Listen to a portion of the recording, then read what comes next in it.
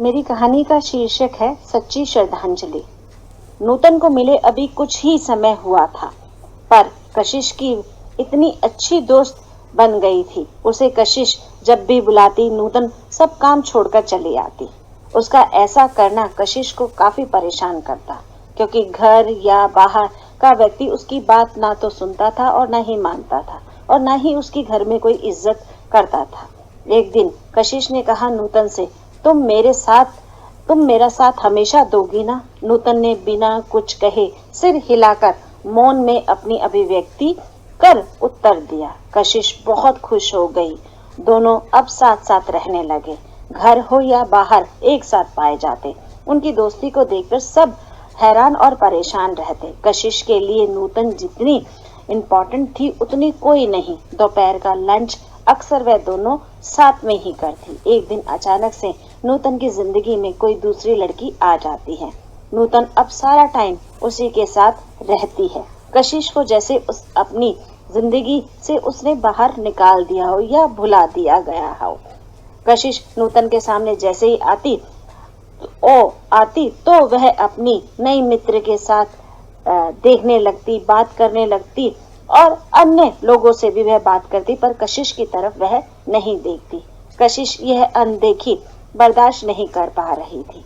उसने कई बार नूतन से पूछना भी चाहा, वह कुछ नहीं बोली और वहां से चली गई। कशिश को कुछ समझ नहीं आ रहा था कि मेरी प्यारी दोस्त को क्या हो गया। वह मन ही मन कुढ़ती चली जा रही थी, अपनी बात किसी से भी नहीं कह पा रही थी। आज तक नूतन ने मेरे साथ ऐसा दुर्व्यवहार कभी भी नहीं किया।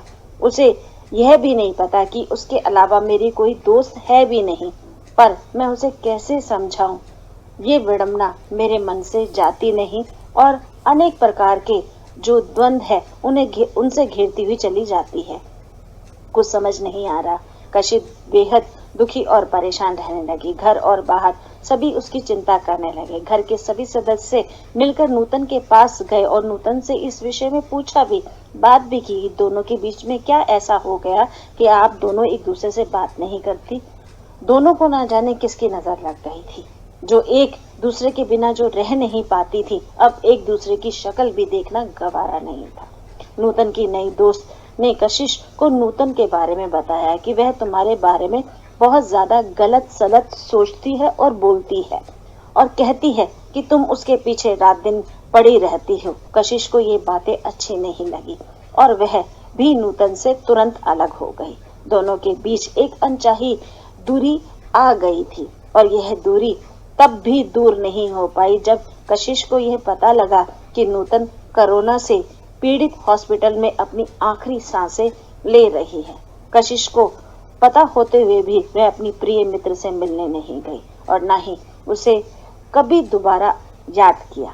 कशिश को लगता है कि नूतन ने उसे धोखा दिया, पर उसकी प्रिय मित्र ने अपनी बीमारी को उसे बताया नहीं, बल्कि उसको बचाने के लिए उससे दूर रहती रही। कशिश को जब यह बात पता चली तब उसके सामने पछतावे के अलावा और कुछ शेष नहीं रह जाता। वाह, तेरे जैसा यार कहाँ, ये शब्द कहीं ना कहीं हमें अपनी प्रिय मित्र के रूप में याद आते हुए दिखाई देते हैं। कशिश दिन रात रोती, पर उसके पास रोने के अलावा और कोई विकल्प नहीं रह गया था। नूतन की याद आते ही वह रोती तड़पती मासूम कशिश अब किसे अपना दोस्त कहेगी? वह उसकी बातों को, उसकी स्मृतियों को याद करते हुए उसके बीते पलों में उसके साथ की जो संभावनाएं थी उनके अनुसार अपना जीवन यापन करते हुए देखती है। धन्यवाद।